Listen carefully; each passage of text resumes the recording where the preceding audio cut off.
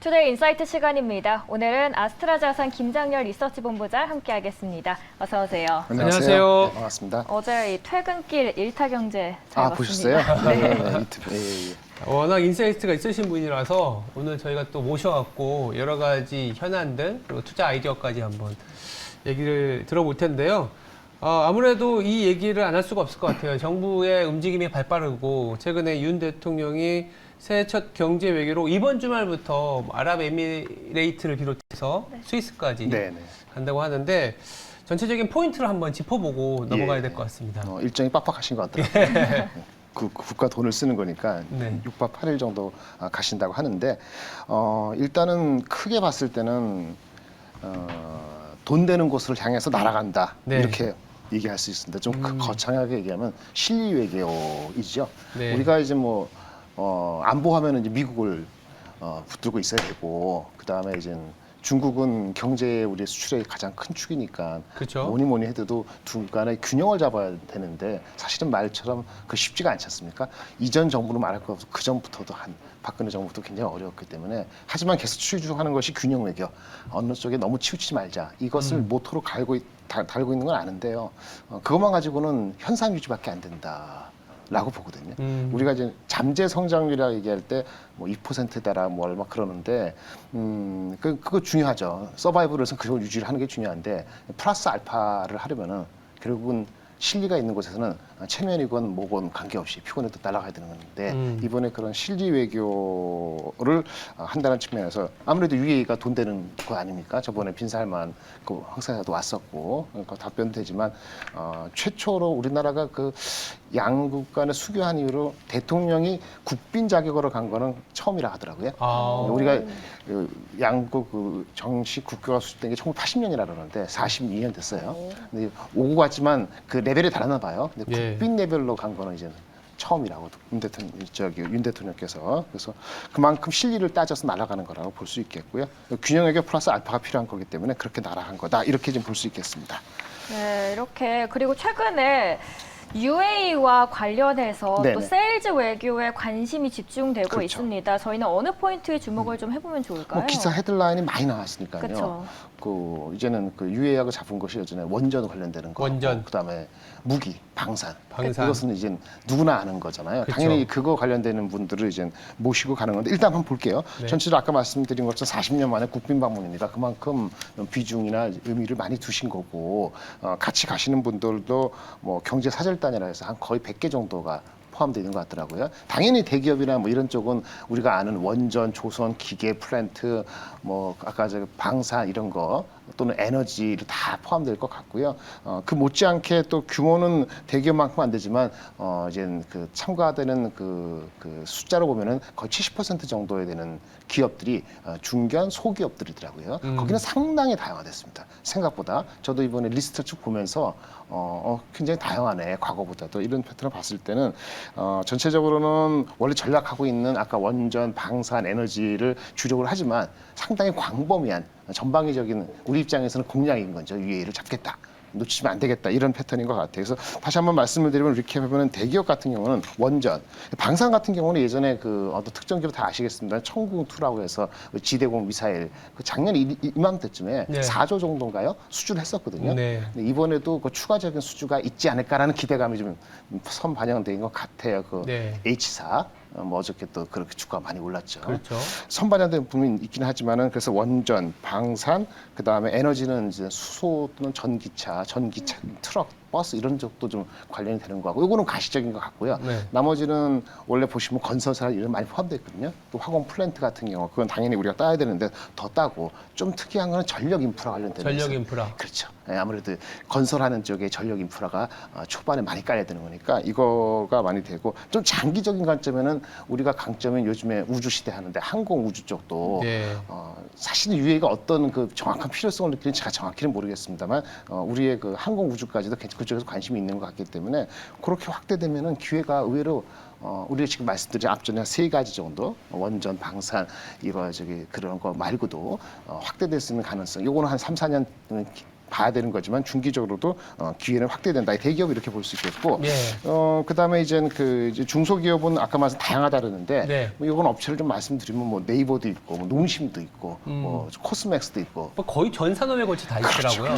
예. 근데 상당히 다양해요. 그러니까 지금 제약, 바이오, 헬스, 화장품도 있지만 농기계 회사들도 있고. 농기계. 예. 그다음에 스마트폰, 수직팜 뭐 이렇게 그쵸. 있는데 이런 것도 있고 상당히 다양해서 이렇게 다양한 쪽은 아무래도 규모가 크니까 그런 것 같아요. 근데 맨 마지막으로 제가 정확히 모르는 거는 뭔가 숨겨놓은 것 같긴데 UAE가 워낙 돈이 많다 보니까 국부 펀드가 유명하잖아요. 네. 우리가 싱가포르 펀드도 있고 노르웨이 그쵸. 펀드도 있지만 사실은 상당히 큰 UAE인데 국부 펀드가 뭔가 구체적으로 우리랑 협력 투자 방안이 모색되어 온 걸로 알고 있는데 그게 이번 기회를 통해서 발표가 될지 이것도 귀치가 주목되는 부분입니다. 국부펀드의 움직임까지도 우리는 또 투자 방안이 그렇죠. 역으로 우리한테도 또 수주 아니면 이제 자금 수주가 올 수도 있다라는 생각이 그렇죠. 드네요. 그런 측면에서 볼 수 있죠. 그러면 이제 사실은 UAE가 나라는 작지만 원래 파워가 많은데 UAE의 성공 사례가 만약에 되면은 아마 다른 중동 그 국가들하고도 뭐 UAE만큼 그렇게 무슨 큰 네온시티고 이런 건 없겠습니다만은 네네네. 향후에 그런 레퍼런스라는 측면에서 단순히 건설이 아니고 전방위적인 서포트를 받을 수도 있고 이게 중장기화 될 수 있다는 그런 신뢰 비슷한 거를 UAE를 레퍼런스를 통해서 확보할 수도 있지 않을까라는 기대까지도 조금 설렐 수도 있습니다만은 그것도 가능성이 없지 않다. 이런 측면에서는 아주 귀치가 주목되고 있는 기대가 되는 이번에 방문이라 말씀드릴 수 있겠습니다. 네. 그러면 또 일정을 이렇게 또 따라가다 보면은 대통령의 일정을 네. 따라가 보면 결국 또 다보스 포럼까지 가서 연설까지 그러게요. 예정이 돼 있지 네. 않습니까? 다보스 포럼도 좀 관전 포인트 짚어봐야 될 것 같아요. 이게 참 뭐 한번 가봤으면 좋겠는데 혹시 스위스 앵커님 다녀오셨는지 모르겠는데 저도 가보고 싶네요. 네, 휴양지고 뭐부터 시작한 지가 71년도인가 처음 시작했고 우리가 아는 식으로 이게 다보스 포럼이 그 좀 더 확대된 거는 참 경제 얘기하다가 정치 뭐 모든 문제를 다루는 거 확대된 거는 이름이 다보스 포럼인가요? 이게 바뀐 게 아마 자체가 87년인가 그렇게 됐더라고요. 그것만 해도 역사가 꽤 긴 거죠. 근데 이번에는 지난 한 2, 3년 만에 몇 년 만입니까? 거의 비대면 하다가 대면 최근에 3년 만인 것 같아요. 그렇죠. 3년 된것 대면을 같아요. 한 네. 거니까 그동안 아무래도 코로나 때문에 분열됐지 않습니까? 맞아요. 마음적으로도 지리적으로도 여러 가지 실제 여러 가지 사건적으로도 그러니까 주제 자체가 거창하기도 하고 뼈저리긴 한데 뭐 분열된 세계화에서의 어떤 우리가 협력을 해야 되느냐 이런 거창한 걸 얘기하더라고요. 그래서 이렇게 참석하신 분을 보니까는 뭐 이게 수천 명이 참석하니까 그럼요. 정상급도 오고 뭐 CEO도 오시고 뭐 그다음에 뭐 재무장관도 오고 다 온다고 하는데 바이든하고 시진핑은 안 와요. 아, 그래요? 그렇게 알려져 있어요. 네. 좀 근데 아쉽죠? 또 젤렌스키는 온다고 네, 하시던데. 바로 그 포인트예요. 바이든하고 시진핑은 못 오시는지 안 오시는지 뭐 껄끄러우니까 안 오고 네. 있고 이렇게 되는데 젤렌스키는 참석해요. 그러니까 아까 분열된 거에 가장 큰 피해 중에 하나가 지난 1년 동안에 고생을 하고 있는 그 우크라이나다 보니까 대통령이 뭐 젤렌스키가 미국 의회 가서도 연설을 하고 협력을 받아내는데 당연히 이런 기회를 놓칠 리가 없겠고 당연히 다보스 포럼의 취지에도 그 주최하는 입장에서도 당연히 웰컴 하시겠죠. 그래서 바이든은 빠지고 시진핑 빠졌지만 젤렌스키가 온다. 이런 측면에서 젤렌스키가 또 어떤 얘기를 할 수 있을지 왜냐하면 전쟁이 마무리되고 있다고 생각을 할 수 있기 때문에 그쪽에 무슨 경제적인 그 구체적인 거 그런 측면에서 여러 사람들의 협력을 이끌어내기 위한 어떤 그 주제를 이끌어내는 성공을 거두기를 개인적으로 좀 바라고 있고요. 아까 다보스 포럼 주제가 분열된 세계 협력이다 보니까 크게 세 가지더라고요. 뭐 아까 지금 우크라이나 같이 본 적인데 안보 이슈 이제 큰일 났다. 우리만 이슈가 아니다. 이런 얘기가 나오는 거죠. 그 엊그저께인가 미국에서 무슨 미국 기관인가 싱크탱크에서 300 몇십 명의 여러 석학들을 대상으로 설문조사를 한 게 어제 발표됐었어요. 그래서 이제 향후 10년인가요? 2030년인가 33년에 세계의 모습은 어떨 것이냐라는 주제를 가지고 설문조사를 했는데 네.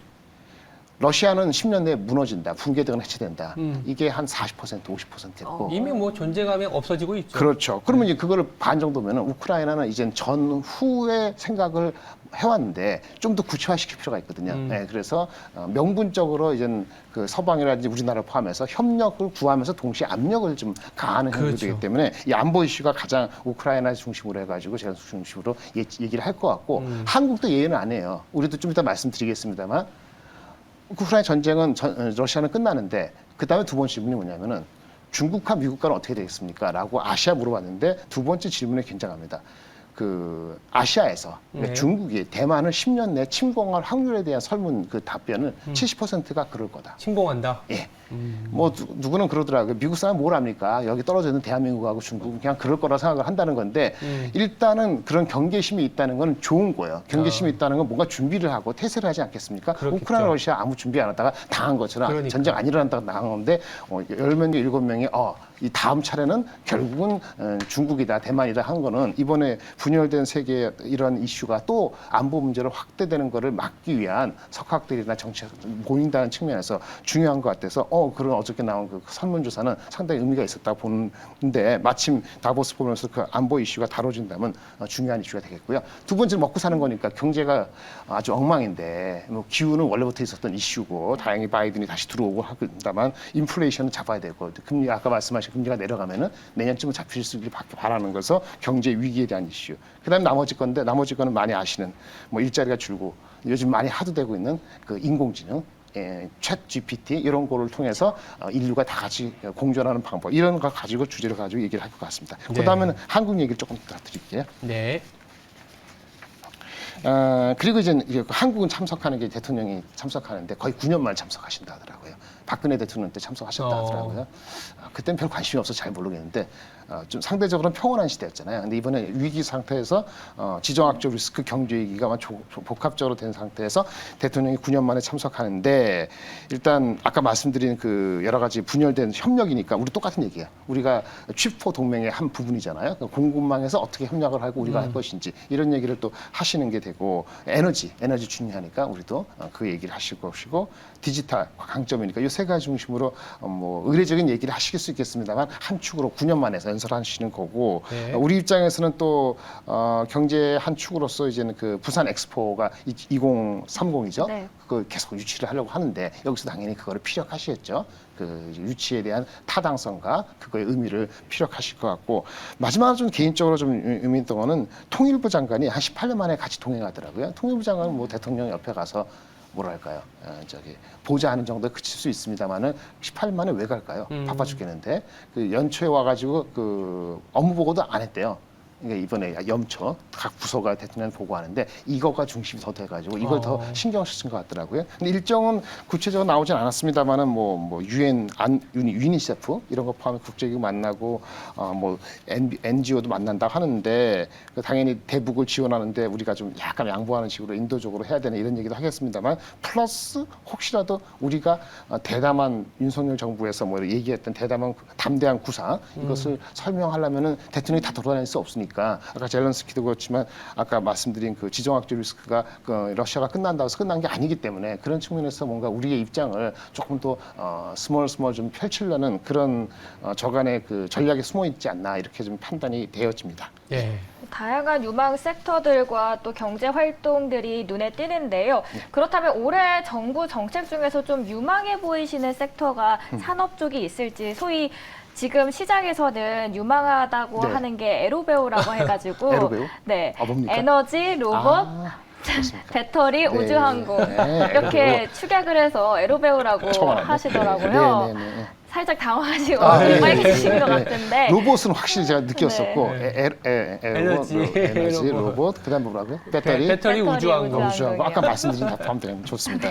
예, 일단 뻔한 것은 이 정부가 확실한 건 원전이죠. 원전인데 원전은 많이 아는 종목들이 있잖아요. 그렇죠. 네. 오늘은 제가 엊그젠가 나온 리포트를 보면서 요거 받을만하다라는 게 뭐 제가 뭐 여기서 적극적으로 추천하거나 목표 주가는 건 아닙니다. 다른 애널에서 나온 리포트를 보고 이번에 시황과 맞아 떨어진 거는 우진이라는 회사가 있더라고요. 그 이제는 원전 그 계측기, 계측기 하나 했었는데 밸류가 아주 싸진 않아요. 하지만 이런 테마하고 중장기적으로 할 때 우리 SMR을 기본적으로 국가에서 지원하거든요. 네. 향후 4년간에 6천억인가 이렇게 지원하는 거 봤을 때는 그런 거에 수혜를 받고 장기적으로 끌고 갈 수 있는 그런 측면에서 원전이 우리나라의 산업적으로 정책적으로 도움을 받는 그건 분명한 것 같고요. 그다음에 2차 전지 산업은 우리나라 자체보다는 이제 결국 IRA가 중요한데 이게 좀 여러 가지 잡음이 있잖아요. 그래서 뭐 이번에 그 미국에 있는 사람도 오셔가지고 여러 가지 얘기를 한다는데 그것이 조금 더 구체화되면서 우리가 지금 껄끄러운 곳에 해결이 된다면 우리 연말부터는 분명히 2차 전반적으로 어텐션 될 것 같고 주가가 그래서 빠지면 빠질수록 다시 반등할 수 있어요. 물론 대형주 셀 주식보다는 그 장비주라든지 기타 밑에 있는 주식들이 계속 투자의 수혜를 받기 때문에 실질적으로는 장비주라 이런 주식들이 가치 조정받을 때 어텐션 되지 않을까 이렇게 생각이 들고요. 맨 마지막으로는 간신히 반도체 제가 그렇게 샀는데 반도체는 수혜가 아니었는데 네. 작년 연말에 그 투자 세액 공제가 거의 무산됐잖아요. 근데 갑자기 이제 대통령이 다시 올라왔죠. 하면서 네. 올라왔죠. 그래서 지금 뭐 8% 하던 걸 15%, 25% 이렇게 대기업, 중소기업 이렇게 10몇 프로 오르는데 그거 장비를 매출에 대비했을 때 한 10% 정도 1년에 투자를 하는 어떤 회사의 경우에는 이게 이펙트가 얼마냐면은 이게 소급된다고 하더라고요. 전 내년부터인 줄 알았는데 그러면 1년에 2%씩이에요. 순이익이 올라갑니다.